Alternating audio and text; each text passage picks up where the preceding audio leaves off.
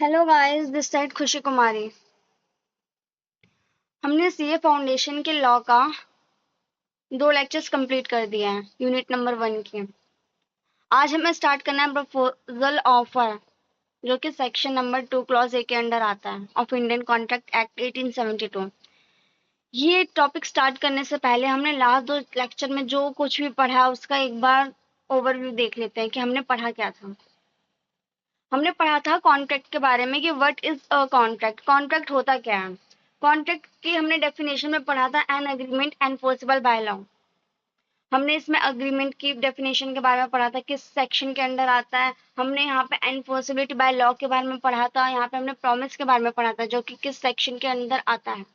चलिए एक बार थोड़ा सा ओवरव्यू देख लेते हैं कि क्या पढ़ा था हमने। अग्रीमेंट आता है सेक्शन नंबर 2 क्लॉज ए के अंडर। अगर इसका हम डेफिनेशन का बात करें तो every promise and every set of promise, जब भी किसी तरीके का कंसिडरेशन बनाता है तो उसको अग्रीमेंट कहा जाता है। अगर हम प्रॉमिस की बात करें कि जब भी हम अपना प्रपोजल सामने वाले को देते हैं और सामने वाला उस प्रपोजल को एक्सेप्ट कर लेता है तो उसको प्रॉमिस के फॉर्म में कन्वर्ट हो जाता है, उसके बाद वो अग्रीमेंट बनता है। अगर हम एनफोर्सेबिलिटी बाय लॉ की बात करें तो इसका सीधा मतलब ये है कि intention to create legal relationship. जब भी हम किसी तरीके का कॉन्ट्रैक्ट करते हैं, जब भी वो कॉन्ट्रैक्ट किसी भी लीगल रिलेशनशिप बनाता है, कानून की नजरों में मान्य माना जाता है, तो उसको एनफोर्सेबिलिटी बाय लॉ कहा जाता है। उसके बाद हमने पढ़ा था अग्रीमेंट और कॉन्ट्रैक्ट के डिफरेंसेस के बारे में। अग्रीमेंट और कॉन्ट्रैक्ट दोनों की हमने डेफिनेशंस भी पढ़ ली हैं और मतलब भी समझ लिया। अग्रीमेंट मतलब होता है कोई भी प्रॉमिस या फिर सेट ऑफ प्रॉमिस, जब भी किसी तरीके का कंसिडरेशन बनाता है। कंसिडरेशन का मतलब होता है किसी भी वस्तु का आदान प्रदान। कोई भी इंसान जब भी किसी भी तरीके का कॉन्ट्रैक्ट कर रहा होता है तो उसको किसी चीज के बदले किसी चीज को लेना होता है। जब वो कोई भी चीज देता है उसके बदले वो किसी चीज को लेता है तो उसको कंसिडरेशन कहा जाता है। और कॉन्ट्रैक्ट की डेफिनेशन बहुत ज्यादा सिंपल है, हमने पढ़ी है, कई बार पढ़ी है। Agreement enforceability by law, enforceable by law, वो अग्रीमेंट जो कि कानून की नजरों में मान्य हो उसको अग्रीमेंट एनफोर्सेबल बाय लॉ कहा जाता है। अगर हम अग्रीमेंट का स्कोप के बारे में बात करें तो काफी ज्यादा वाइड है, क्योंकि वो सोशल और लीगल फॉर्म में दोनों तरीके से अग्रीमेंट्स होता है। अग्रीमेंट सोशल तरीके से हर जगह होता है, मार्केट में भी लोग अग्रीमेंट करते हैं, और इन अ लीगल फॉर्म लोग कॉन्ट्रैक्ट बनाते हैं इन अ रिटन फॉर्म। अगर हम कॉन्ट्रैक्ट की बात करें उसके स्कोप की तो काफी ज्यादा नैरो फॉर्म में इस्तेमाल होता है, क्योंकि इसमें हमेशा लीगल तरीके से ही कॉन्ट्रैक्ट्स किए जाते हैं। अगर हम अग्रीमेंट्स की लीगल ऑब्लिगेशंस की बात करें तो जरूरी नहीं है कि लीगल ऑब्लिगेशंस होते हैं अग्रीमेंट में, लेकिन कॉन्ट्रैक्ट में नेसेसरी है टू क्रिएट लीगल ऑब्लिगेशन। अगर हम अग्रीमेंट के नेचर के बारे में बात करें तो सारे के सारे अग्रीमेंट कॉन्ट्रैक्ट में जरूरी नहीं है, but in a contract all contracts are agreement. किसी भी तरीके के कॉन्ट्रैक्ट को बनाने के लिए अग्रीमेंट की जरूरत पड़ती है। उसके बाद हमने पढ़ा था essentials of a valid contract as per section 10, as per section not given as per section 10। पहले हम पढ़ते हैं not given as per section 10 of a valid contract. किसी भी तरीके के वैलिड कॉन्ट्रैक्ट बनाने के लिए जो सेक्शन 10 में गिवन नहीं है टॉपिक्स, उसके बारे में पढ़ते हैं। उसके बाद पढ़ेंगे हम कि ऐसे टॉपिक्स जो कि वैलिड कॉन्ट्रैक्ट बनाने के लिए एज पर सेक्शन गिवन है। चलिए पहले नॉट गिवन वाले में पढ़ लेते हैं। टू पार्टीज, कम से कम 2 पार्टीज होनी चाहिए। पहला टॉपिक है 2 पार्टीज। कम से कम 2 पार्टीज होनी ही चाहिए किसी भी तरीके का कॉन्ट्रैक्ट बनाने के लिए।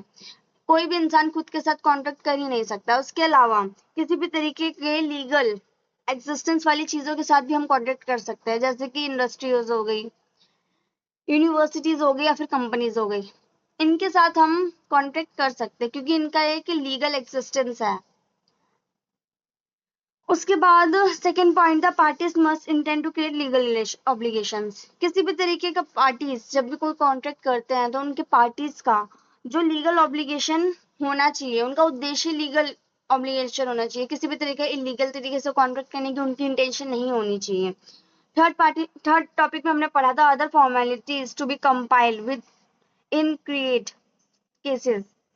हमें फॉर्मेलिटीज, अब हम कॉन्ट्रैक्ट में किस तरीके की फॉर्मेलिटीज कर सकते हैं, ऑब्वियस सी बात है, इन्हें रिटन और स्पोकन फॉर्म। कॉन्ट्रैक्ट हम या तो बोल के कर सकते हैं या फिर लिख के कर सकते हैं, लेकिन कॉन्ट्रैक्ट सजेस्ट करता है कि आपको लिख के कॉन्ट्रैक्ट करना चाहिए। अगर स्पोकन फॉर्म में अगर किसी भी तरीके का कॉन्ट्रैक्ट कर रहे हैं आप, तो उसका एविडेंस होना चाहिए, जैसे कि रिकॉर्डिंग वगैरह। उसके बाद हमने पढ़ा था सर्टिनिटी ऑफ मीनिंग। किसी भी तरीके का कॉन्ट्रैक्ट करते वक्त हमें ये पूरा ध्यान रखना चाहिए कि हम कॉन्ट्रैक्ट कैसे कर रहे हैं, सर्टेन वे में कर रहे हैं नहीं कर रहे हैं, निश्चित है या नहीं, जो सामने हम जो सामने वाले को बता रहे हैं उसको वो सही तरीके से समझ आया नहीं आया जो हम कहना चाह रहे हैं उस इंसान को। बस इस चीज का ध्यान रखना होता है सर्टेनिटी ऑफ मीनिंग में। अगर हम फिफ्थ पॉइंट की बात करें तो हमने पढ़ा था कि possibility of performance of an agreement.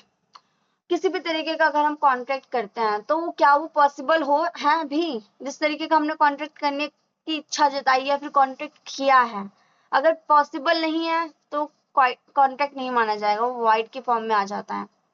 उसके बाद हमने पढ़ा था as per section 10 of a valid contract. Section 10 में ऐसे कुछ टॉपिक्स लिखे गए हैं जो कि वैलिड कॉन्ट्रैक्ट के लिए होना बहुत जरूरी है, जैसे कि ऑफर एंड एक्सेप्टेंस और एन अग्रीमेंट। किसी भी तरीके का अग्रीमेंट बनाने के लिए ऑब्वियस सी बात है ऑफर के बाद एक्सेप्टेंस होता है, एक्सेप्टेंस के बाद वो प्रॉमिस के फॉर्म में बनने के बाद अग्रीमेंट बनता है। तो यहाँ पे हमें इवेंचुअली पढ़ना है अग्रीमेंट के बारे में, और अग्रीमेंट की हम डेफिनेशन भी पढ़ चुके हैं। Every promise and every set of promise forming the consideration for each other. इतनी बार मैंने ये डेफिनेशन बता दिया ना, ऑब्वियस सी बात है याद हो ही गया होगा। तो बस इसी के बारे में पढ़ना है कि हम जब भी किसी तरीके का अग्रीमेंट बनाते हैं तो वो वैलिड होना चाहिए, किसी भी तरीके के वाइड फॉर्म में नहीं कन्वर्ट होना चाहिए। दूसरी चीज फ्री कंसेंट होना चाहिए। अगर हम किसी भी तरीके का कॉन्ट्रैक्ट कर रहे हैं, सामने वाले की असेंट अगर मांग रहे हैं तो वो फ्री होना चाहिए, किसी भी तरीके के दबाव में आके सामने वाला हमें असेंट नहीं देना चाहिए। इस कंडीशन पे कॉन्ट्रैक्ट वॉइड भी हो सकता है। वॉइड का मतलब होता है कि इस तरीके के कॉन्ट्रैक्ट्स जो कि शुरुआती दौर में तो लीगल लगे हैं और लीगल हो भी सकते हैं, बट किसी रीजन की वजह से या फिर अनकॉल्ड हैपनिंग की वजह से किसी भी तरीके का कॉन्ट्रैक्ट जब नहीं हो सकता परफॉर्म तो उसको वॉइड कहा जाता है, बट वो इलीगल हो ऐसा जरूरी नहीं है। उसके बाद हमने पढ़ा था capacity of the parties. Capacity of the parties का मतलब ये है कि इंसान की लीगल एबिलिटी क्या है, क्या वो क्वालिफाइड है कॉन्ट्रैक्ट को परफॉर्म करने के लिए। तो इस कंडीशन में हमने तीन क्वालिफिकेशंस के बारे में पढ़ा था। पहली, किसी भी इंसान की एज 18 प्लस होनी चाहिए कॉन्ट्रैक्ट करने के लिए। अगर किसी इंसान की एज 18 से बिलो है, 18 से अंडर आती है, तो ऑब्वियस सी बात है वैसे इंसान कॉन्ट्रैक्ट नहीं कर सकता, बट 18 से अबव वाला इंसान कॉन्ट्रैक्ट कर सकता है। सेकेंड पॉइंट हमने पढ़ा था साउंड माइंड वाला इंसान।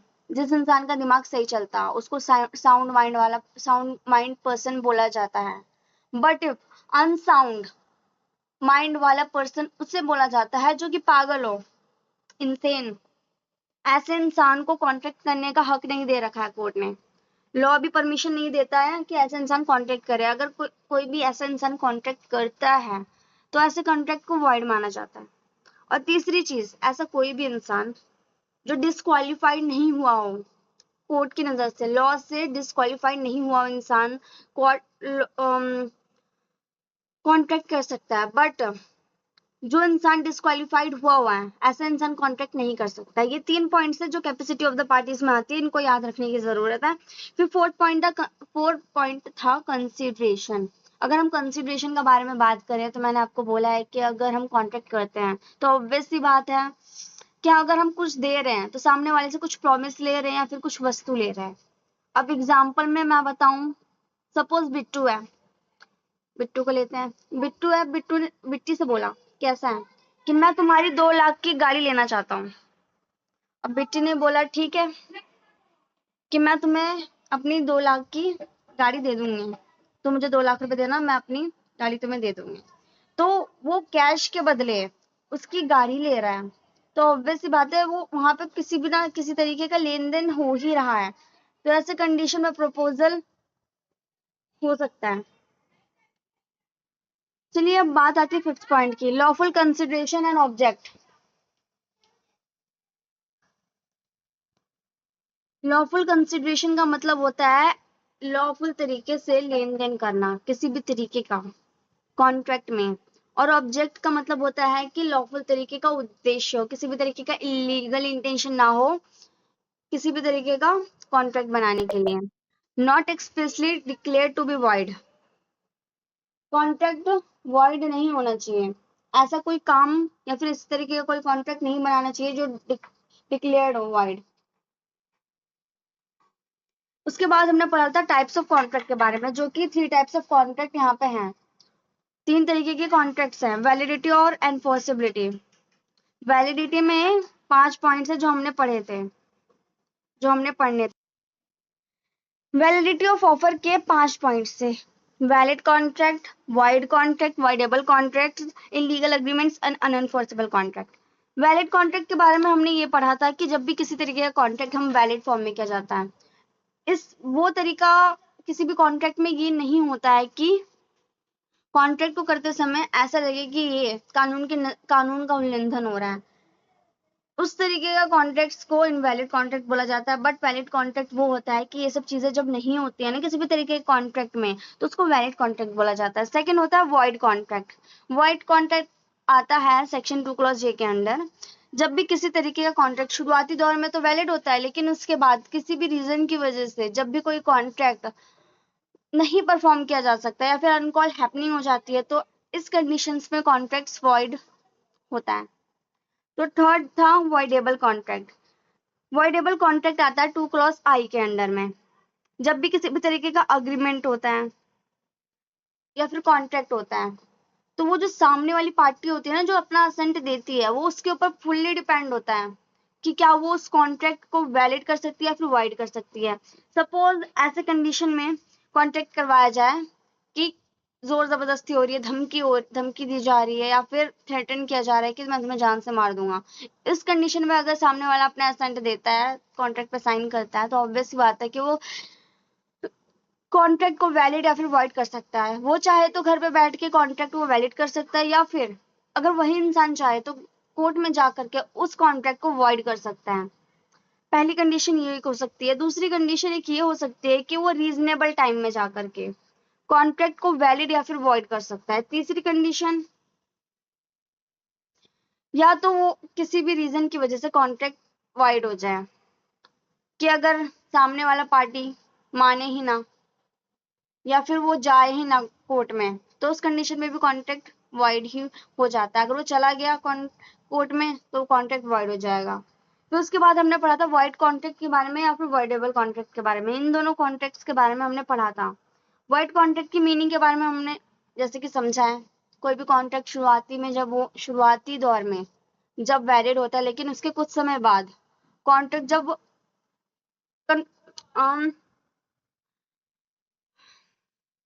जब उनका जब परफॉर्म करने के लायक नहीं रहता है, तो उसको वॉइड कॉन्ट्रैक्ट बोला जाता है। और वॉइडेबल कॉन्ट्रैक्ट उसको बोला जाता है जब उसको वैलिड या फिर वॉइड के फॉर्म में कन्वर्ट किया जा सकता है, उसको वैलिड वॉइडेबल कॉन्ट्रैक्ट कहा जाता है। ये पूरा का पूरा डिपेंड होता है उस इंसान पे जो कि असेंट देता है अपनी।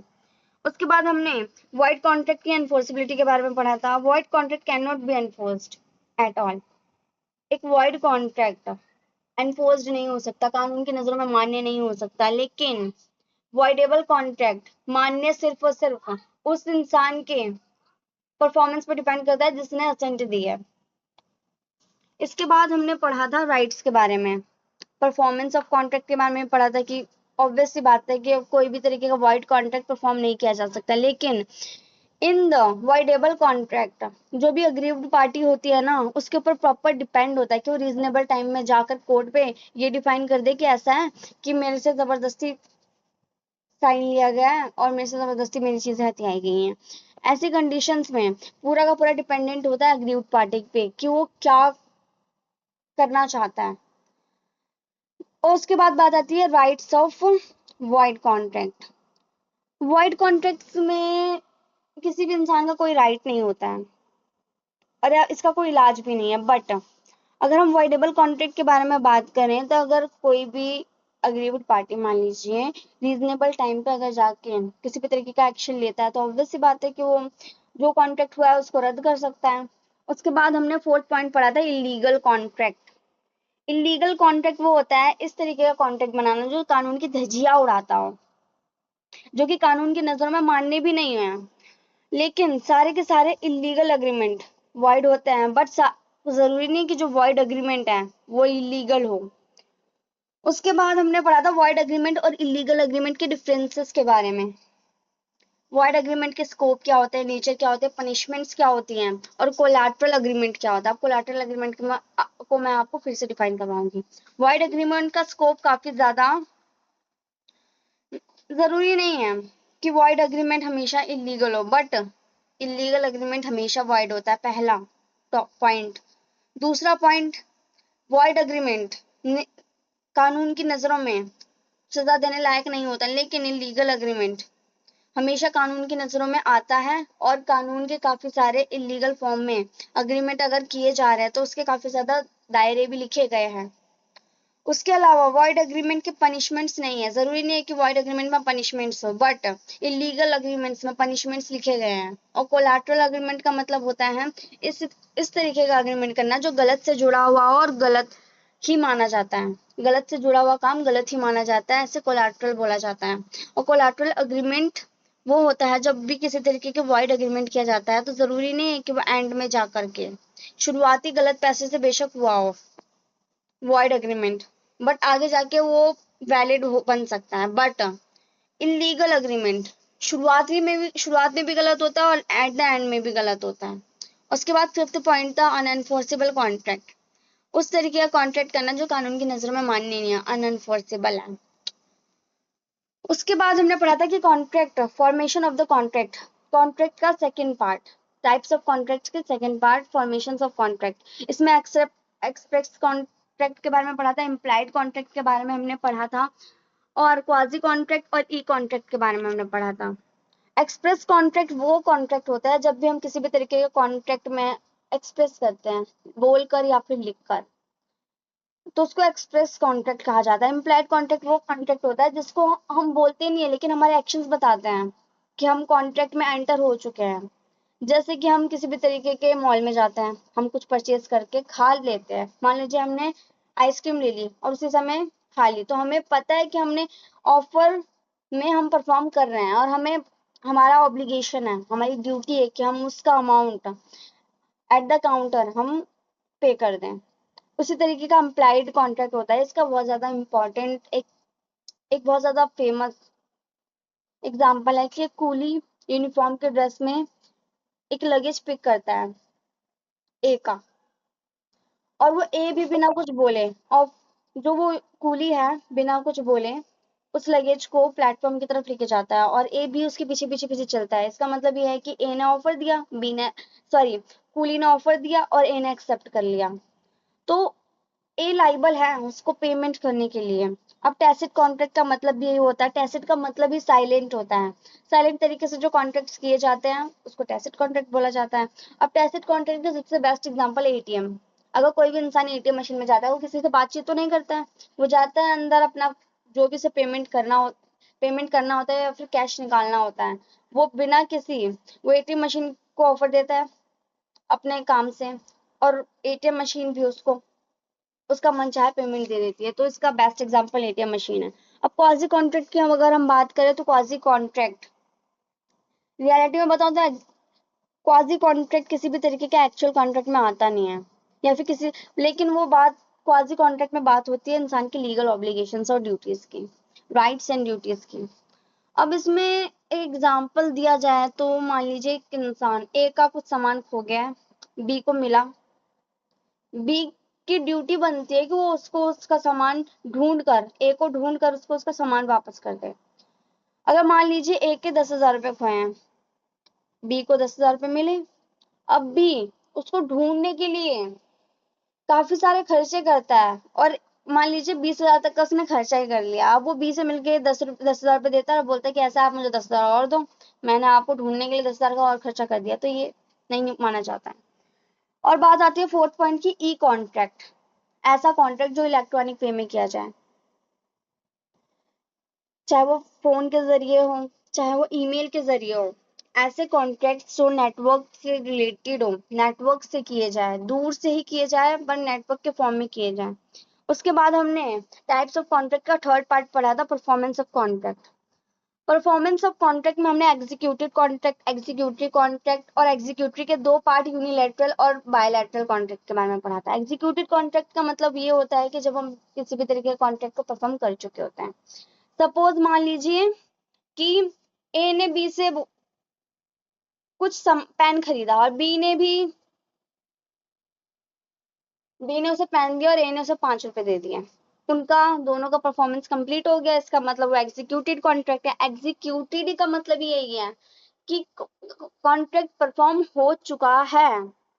उसके बाद हमने एग्जीक्यूटिव कॉन्ट्रैक्ट के बारे में पढ़ा था कि अभी भी दोनों का जो काम है वो करना बाकी है। दोनों ने प्रॉमिस कर दिए हैं बट अभी भी उनको अपने कॉन्ट्रैक्ट्स को परफॉर्म करना बाकी है। उसके बाद हम एग्जीक्यूटिव के 2 पार्ट्स हमने पढ़े थे, यूनिलैटरल कॉन्ट्रैक्ट और बायलैटरल कॉन्ट्रैक्ट। यूनिलैटरल कॉन्ट्रैक्ट का मतलब ये है कि दोनों पार्टीज में से किसी एक पार्टी ने तो अपना परफॉर्मेंस कंप्लीट कर दिया, लेकिन एक पार्टी को अपना परफॉर्मेंस कंप्लीट करना बाकी है। सपोज मान लीजिए एक ट्यूशन टीचर है और एक स्टूडेंट है। ट्यूशन स्टूडेंट ने 1 महीने की फीस दे दी। अब ट्यूशन टीचर की लाइबिलिटी है, रिस्पॉन्सिबिलिटी है कि उसको 1 महीने तक उसको पढ़ाना है। तो टीचर का अभी परफॉर्म करना बाकी है, लेकिन स्टूडेंट ने अपना परफॉर्मेंस कंप्लीट कर दिया। उसी तरीके से बायलैटरल कॉन्ट्रैक्ट का सीधा सीधा रिलेटेड है एग्जीक्यूटिव कॉन्ट्रैक्ट से, दोनों पार्टीज का भी परफॉर्मेंस करना बाकी है।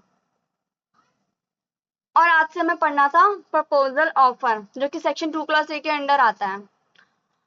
और अगर इसकी हम डेफिनेशंस का बात करें कि when one person signifies another his willingness to do or to abstain from doing anything with a view of obtaining the assent of other to such an abstinence he is said to be make a proposal।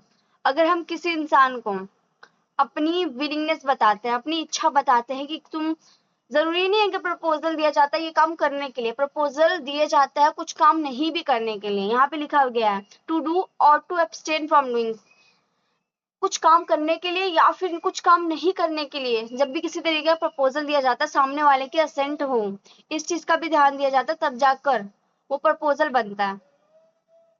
उसके बाद हमने पढ़ना था essential of a proposals offers are.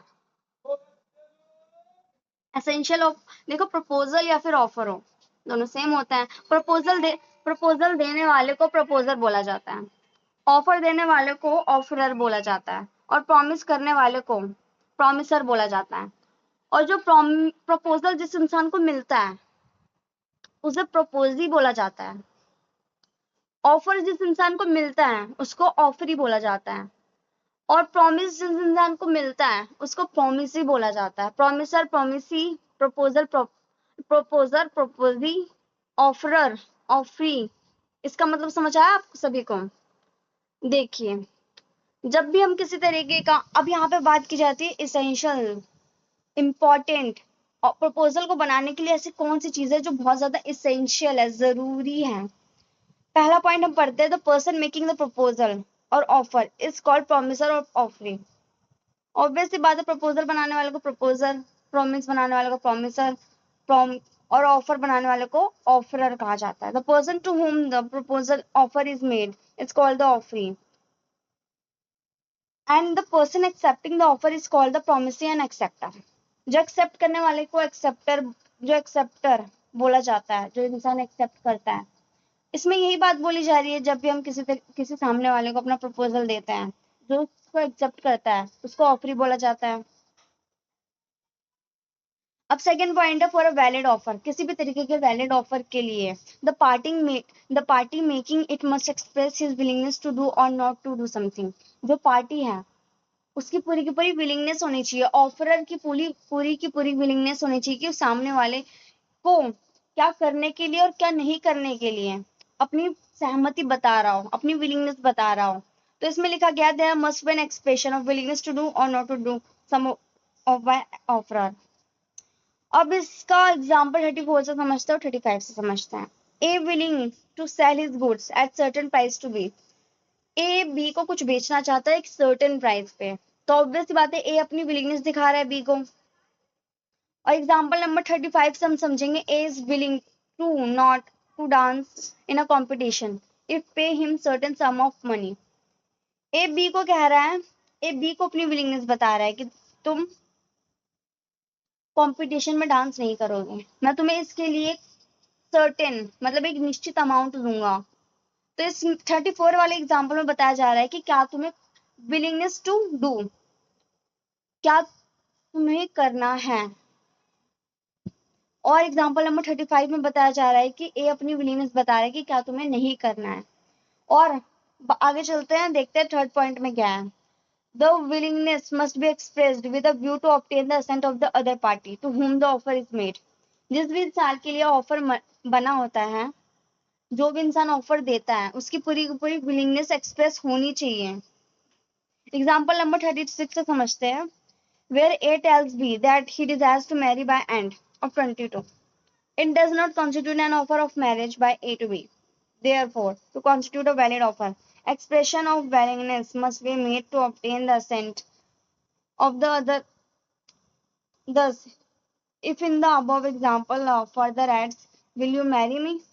It will constitute an offer. अब इसमें बोला जा रहा है कि ए ने बी से कहा कि मैं शादी करना चाहता हूँ 2022 में। तो इसका मतलब ये थोड़ी है कि ए बी से शादी करना चाहता है। ए ने तो सिर्फ अपना डिजायर बताया ना कि हाँ मैं शादी करना चाहता हूँ। बट इफ एग्जाम्पल ये होता कि मैं तुमसे शादी करना चाहता हूँ, क्या तुम मुझसे शादी करोगे, तो ये ऑफर होता है। बट जो इससे पहले कहा गया ये ऑफर नहीं था। तो इसका मतलब जो भी सामने वाला बोलता है, जो भी ऑफर बोलता है, उसकी विलिंगनेस को साफ साफ पता चलना चाहिए कि वो क्या बोल रहा है। Fourth point, an offer can be positive as well as negative. कोई भी ऑफर कुछ करने के लिए हो सकता है और कुछ नहीं करने के लिए हो सकता है। देखिए यहाँ पे लिखा भी है, डूइंग इज अ पॉजिटिव। अगर हम कुछ करने के लिए ऑफर दे रहे हैं तो वो पॉजिटिव एक्ट होगा। बट अगर हम नॉट डूइंग और abstain is a negative act. अगर हम कुछ नहीं करने के लिए बोल रहे हैं सामने वाले को तो वो नेगेटिव एक्ट होगा। अब एग्जाम्पल नंबर 37 से समझते हैं। A offers to sell his car to B. A ने ऑफर किया बी को कि मैं तुम्हें 3 लाख में अपनी गाड़ी बेचना चाहता हूँ। तो ए ने बी को ऑफर दिया, वो भी पॉजिटिव वे में दिया। अब एग्जाम्पल नंबर 38 से समझते हैं। When A asked B after his car meet with an accident B. अब इस एग्जाम्पल में बताया जा रहा है कि ए ने बी की गाड़ी ठोक दी, बी का स्कूटर ठोक दिया। अब बी बोल रहा है मैं तुम्हें कोर्ट लेके जाऊंगा, या तो फिर तुम कुछ चार्ज पे कर दो। अब ए भी अग्री हो गया कि भाई मैं नहीं जाऊंगा। ए ने बोला कि मैं तुम्हें चार्ज पे कर दूंगा, प्लीज तुम कोर्ट मत जाना। और बी ने बोला चलो ठीक है। कोर्ट नहीं जाने के लिए, कुछ ना करने के लिए उसने उसे पेमेंट की, तो ये भी ऑफर होता है। अब बात आती है क्लासिफिकेशंस ऑफ ऑफर। कितने तरीके के ऑफर्स होते हैं। पहला general offer, special offer, counter offer, cross offer, standing offer. 5 तरीके के ऑफर्स होते हैं। चलिए पहले पढ़ते हैं जनरल ऑफर के बारे में। It is an offer made to public at large at hence anyone can accept and do the desired act. Carlyle versus Carbolic Smokeball Company.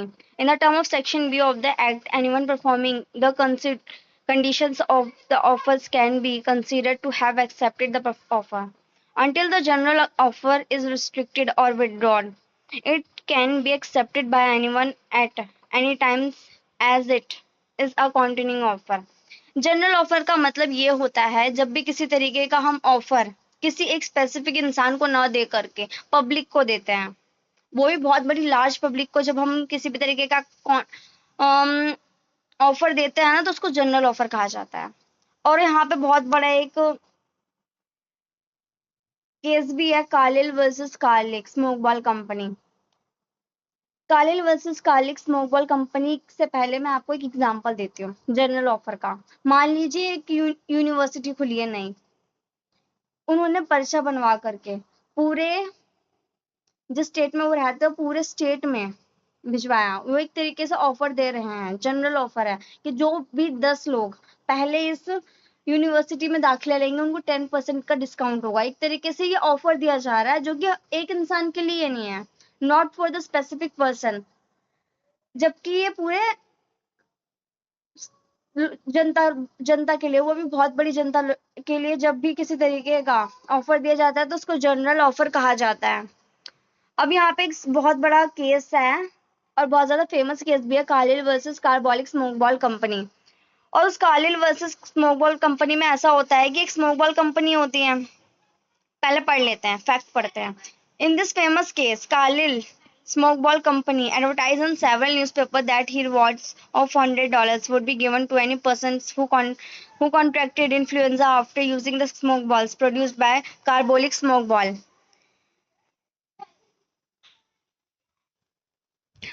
According to printed, using the smoke ball printed directions, one lady, Mrs. Carlyle, used the smoke ball as per the directions of company, and even then suffered from influenza. Held she could recover the amounts as by using the smoke ball. She had accepted the offer. अब इस famous case law में कहा जा रहा है कि एक काली smoke ball company थी, उन्होंने एडवर्टाइज किया, न्यूज़पेपर में छपवाया कि ऐसा मैं $100 रिवॉर्ड देंगे हम, अगर कोई भी हमारे कार्लिल स्मोक बॉल को अगर यूज करता है, स्मोक बॉल का अगर हमारे कोई यूज करता है, तो हम, अगर वो इन्फ्लुएंजा से इफेक्ट हो जाता है ऐसा इंसान, तो उसको हम $100 गिफ्ट में देंगे. बट एक मिसेस कार्लिल नाम की एक लेडी थी, उन्होंने स्मोक बॉल का इस्तेमाल किया और उससे अफेक्टेड हो गई इन्फ्लुएंजा से, जबकि वो लोग कहते थे कि हम इन्फ्लुएंजा से इफेक्ट नहीं हो गया हमारे स्मोक बॉल का इस्तेमाल करके, बट वो हो गई. उसके बाद वो ऑब्वियस सी बात है कि वो तो इस अमाउंट को रिसीव करेगी ही करेगी. दूसरा है स्पेशल ऑफर. स्पेशल ऑफर का मतलब होता है किसी भी एक स्पेसिफिक इंसान के जब भी किसी तरीके का ऑफर बनाया जाता है तो उसको स्पेशल ऑफर कहा जाता है. When the offer is made to a specific or a certain person, it is known as specific offer. जब भी किसी तरीके का ऑफर किसी स्पेसिफिक इंसान के लिए या फिर सर्टेन पर्सन के लिए बनाया जाता है तो उसको स्पेसिफिक ऑफर कहा जाता है.